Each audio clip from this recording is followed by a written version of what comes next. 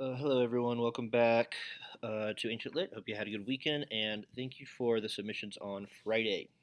Today's video will be a bit quick, and we'll mostly just be looking at a handful of those. Okay, so that's what we're doing today. And then for Wednesday, I want you to read the next 10 pages of Aeneid. I'll try to type out the actual page numbers in the form for today. I just don't have the poem in front of me. But the last book is basically 30 pages. We already read the first 10. Read the next 10. And then on Wednesday, I'm going to have one last poll about this in the form just below this video, where I want to read the last 10 pages of the poem with the whole class in a Zoom session.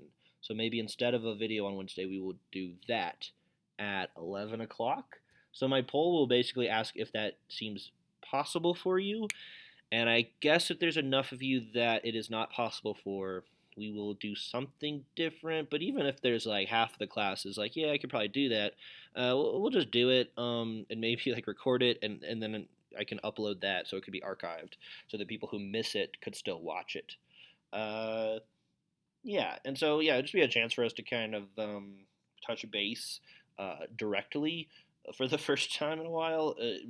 Beyond just everything being mediated through videos and forums, and that way we could actually see the end of the poem happen in real time and move on from there. Friday, we would kind of recap everything that's happened, have our final thoughts, talk about kind of our conclusion to the question we were posing on Friday, and then next week is Shakespeare.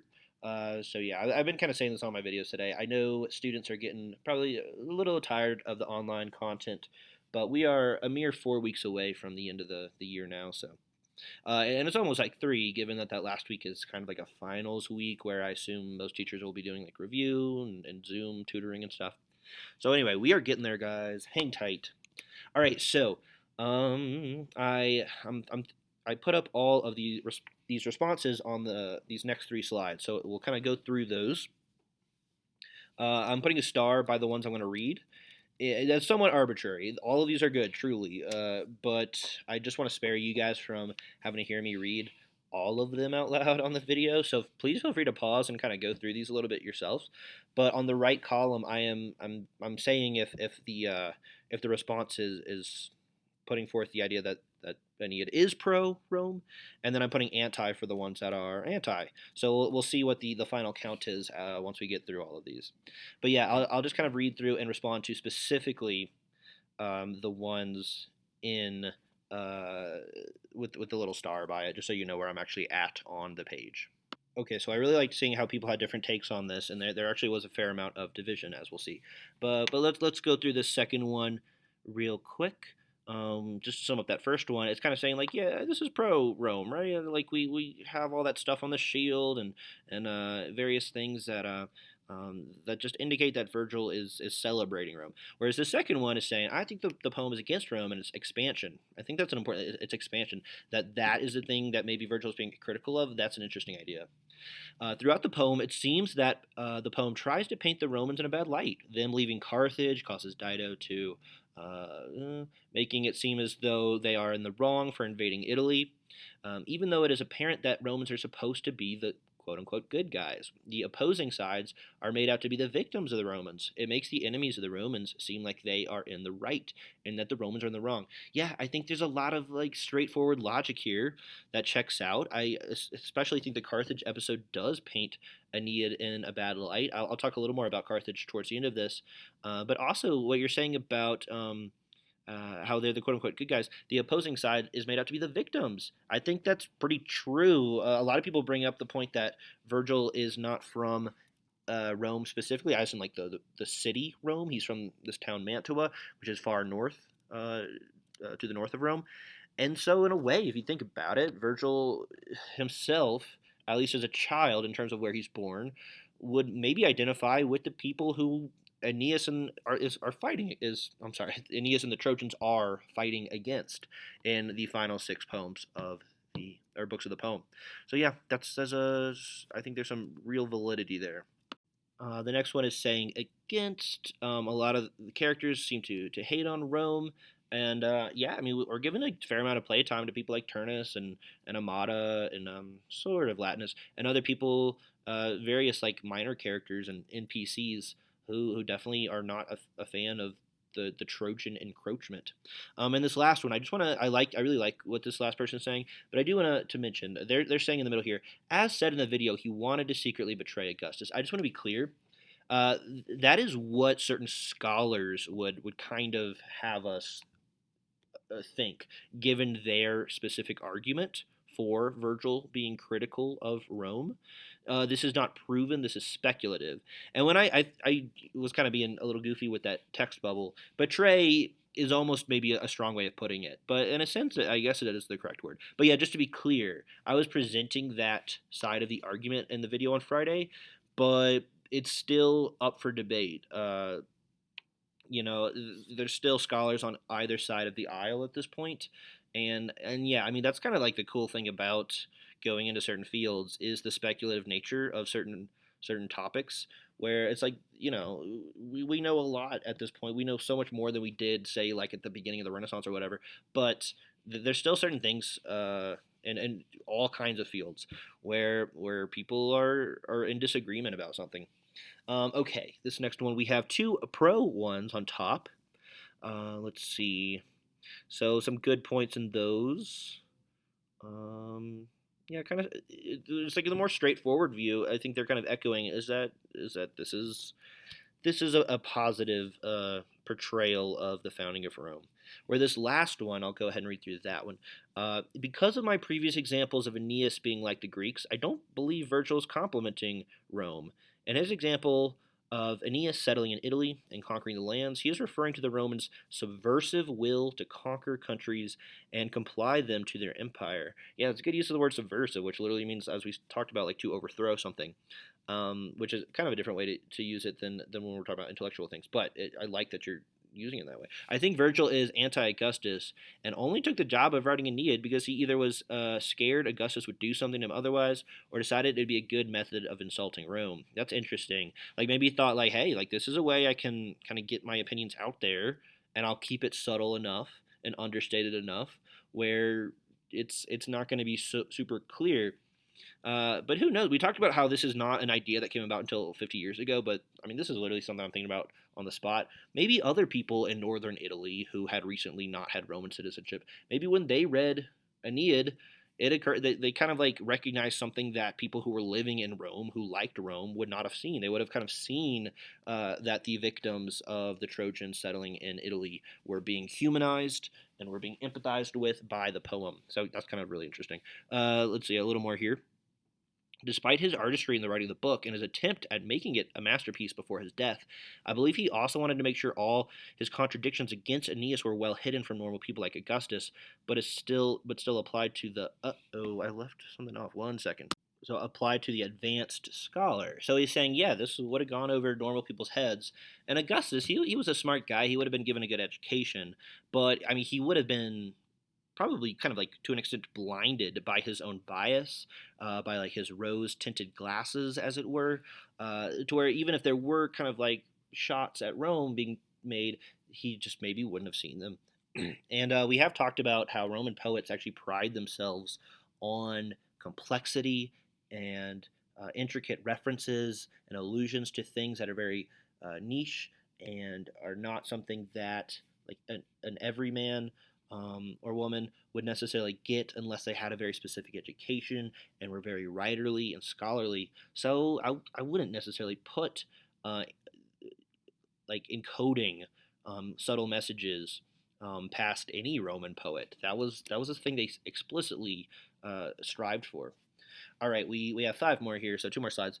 We got two more pro ones, so looking like we might lean a certain way. And then this last one is also pro. So Virgil is for Rome. This idea about him silently critiquing Rome, as you said, is newer. I highly doubt this passed over so many philosophers' heads, as in like for centuries and centuries. Besides, we didn't know ancient Rome. It may sound that way to us now, but back then, it may have just been their way of communicating. In today's world, we tend to overthink everything. I think there's like a lot of validity to what this person is saying, that in a way, it is impossible for us to put ourselves in the shoes of ancient Romans. And so for us to try to insert ourselves into that world from 2000 years ago and say, "Hey, you know what? Like I actually think Virgil was doing this." That's not something we can quite do. We can only base our perspective on what we know about Rome and and like the feelings and perspectives of individuals. Some of that might be kind of hard to grasp. So this is there. I'll define this later this week, but there's a term called historicity, which is a something that scholars strive for. It's historical authenticity, where you are trying to see things through the perspective of people who are living in that time. Some scholars say that's impossible, and so you shouldn't even try to see through the eyes of people during a certain time. And so we'll talk about later this week on Friday for sure how various overarching scholarly viewpoints will inform whether you are siding with the optimists or the pessimists. Okay, last two.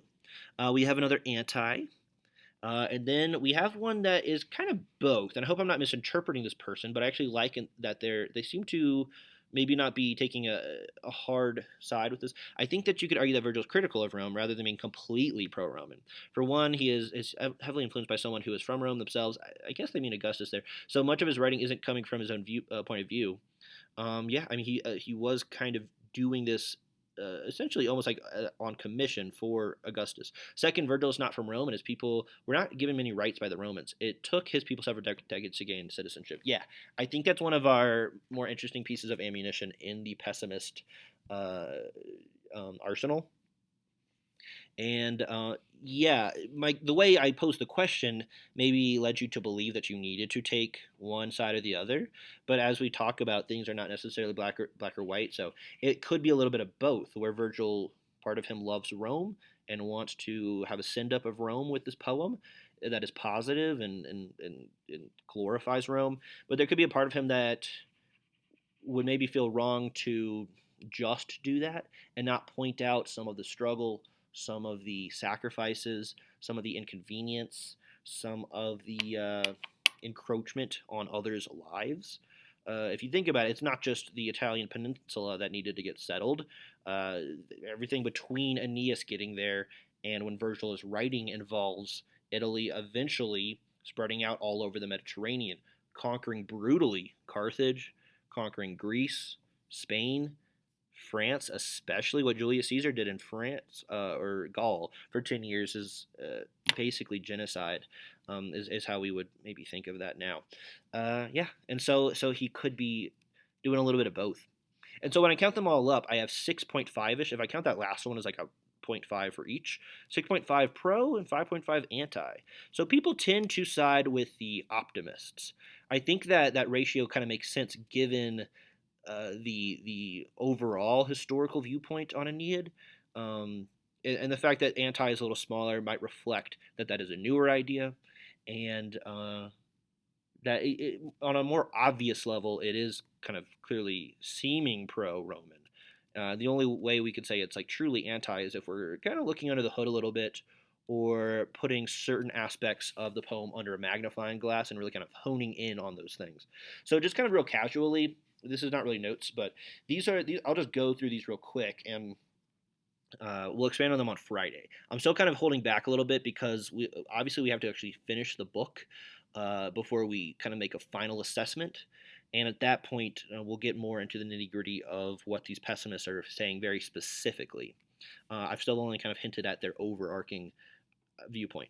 So yeah, reasons for why Virgil is at least partly critical of Rome. I'm not actually going to list the reasons why he's pro Rome. Those are kind of obvious. That's the more overt, like general sense or tone throughout the poem.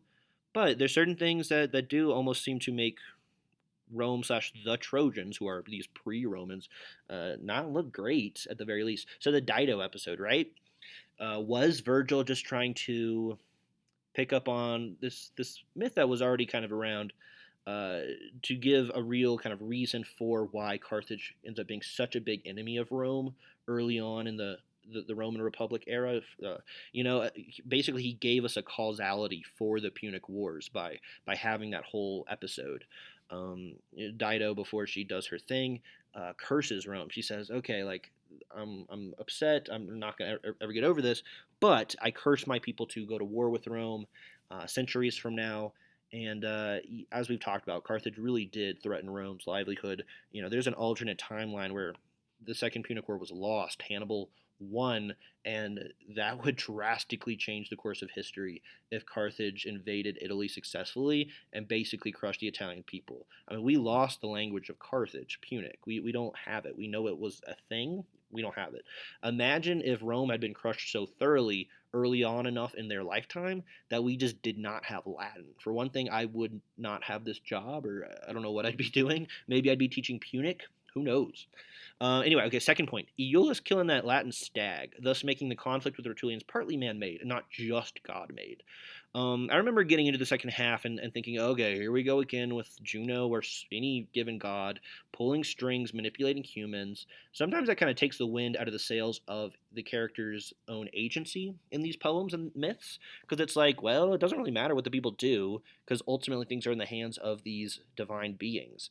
But in addition, at the same time that Electo, the Fury, was going around and riling everybody up and manipulating them, um, though she was kind of playing on feelings that people actually had, um, like Amata and Turnus. They probably already did kind of feel like Aeneas was going to be encroaching, and the Furies played on that. But anyway, at the same time as that was happening, Iulus made this mistake where he accidentally shoots this very important stag that's not just some random um, stag, and so that puts some of the responsibility in the hands of the Trojans, so that they actually do have at least a little bit of agency, and it kicks things into high gear maybe more quickly than they would have been given just what Juno was already going to do. My grammar today, it's weird. So Camillus, I think she, in a weird way, could be reason for Virgil being critical of the Italian invasion. Just because she seems to be played up to be this very interesting character, and she's kind of romanticized as very interesting and competent as a fighter, that alone, there's something to that. Now, maybe not, because as we talked about with Homer, Homer was very intent on letting characters on both sides be interesting and or bad. Hector, we've talked about, is maybe the most ethical, good-natured character in the whole poem. He's on the side of the Trojans. On the Greek side, we have Achilles, who is powerful, but he pouts a lot. And his one big redeeming moment is when he is briefly nice to the father of a slain soldier. Even someone like Odysseus, I guess he's cool, he's smart, but I don't know if we could say he's like a truly good guy. Um, Agamemnon and Menelaus, get out of here. They're bad. We don't like them. Diomedes, he's kind of neutral. He's cool. Um, and then Paris on the Trojan side, he was kind of bad, or he seems annoying, at least to our modern perspective. And I believe Homer thought Paris was kind of annoying as well. So there, with Homer 1,000 years before Aeneid, there's moral ambiguity. So maybe Virgil having that doesn't necessarily mean he's trying to make some kind of comment about the nature of Trojans conquering the Italian peninsula, but instead it's just him trying to write good literature that is complex and has rich characters on both sides of a conflict.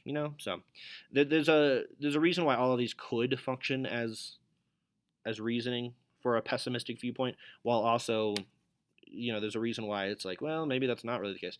Mezentius' son dying was kind of sad, made the Trojans look kind of mean. And Mezentius suddenly went from being this like dude who we've heard about was really bad to seeming kind of weirdly sympathetic. That was weird, right? Rutulians and Latin people urging Aeneas and Turnus in book. What was that? Was that 11? I think that was 11. Or it was 10 and 11, I suppose. We're urging Aeneas and Turnus to stop. Once again, this kind of happened in Iliad a bit. We had characters saying, like, hey, we should just leave, this is bad, like, we should just go home, we're never going to get Helen back. But that almost seemed more about giving up on what the Greeks were trying to accomplish, which was, I guess, recover Helen. Whereas when the Rutulians and the Latins are sending convoys of people to Aeneas and Turnus to tell them to stop fighting. It's more like just a desperate plea against war in general. So I don't know. Okay, guys, we will get into this more. Be honest in the poll. Don't just say you can't do it because you're like, oh, if enough of us do that, apparently maybe he won't do it or something. Just be honest. We'll see how it goes. Zooming is weird. Everyone's obviously gotten or has had to get used to zooming, but I just think it'd be weird to like, so you go finish the poem and we'll talk about it in a video again. So, yeah, we can just touch base. I don't imagine it would take more than 20 minutes. So, okay, another poem. As I said last week, if you have not seen your poem and you are even remotely okay with me sharing it, maybe you're like, oh, I don't. It's not like I want him to share it, but it's not like I don't want him to either. Again, I shared all the ones that I got and knew I was allowed to share. Um, I'm realizing now this person didn't actually tell me that I could share this, but they didn't say I couldn't. Okay, so in the forest riddled green, many birds there can be seen, the sounds galore you can adore. At night the fire, the flames near tire, till peace and sleep do take you. I really like this. I like how they're accessing a more antiquated way of speaking. It feels very Renaissance English era, which is good given that we're segueing into Shakespeare next week.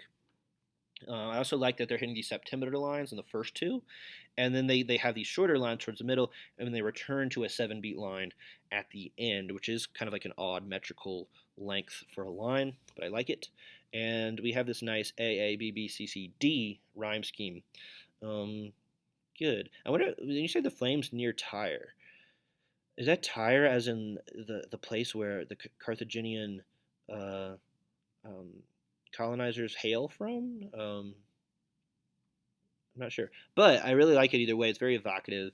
It's another one that doesn't like super specifically have to do with the. It's not necessarily commenting on the whole quarantine situation, but in a way, maybe it kind of loosely does because it's talking about nature. It's very pastoral. All right, that's a whole genre of poetry that kind of romanticizes nature, and you're seeing all these weird reports of people just like not like being on the roads a little less recently. Apparently, are like leading to all kinds of weird repercussions for like nature and animals' behaviors. Even just for like these 1 or 2 months that we're doing this before we return to normal. It's kind of interesting. All right, guys, I'll talk to you on Wednesday, hopefully on Zoom and not just a video, but we'll see. Thank you.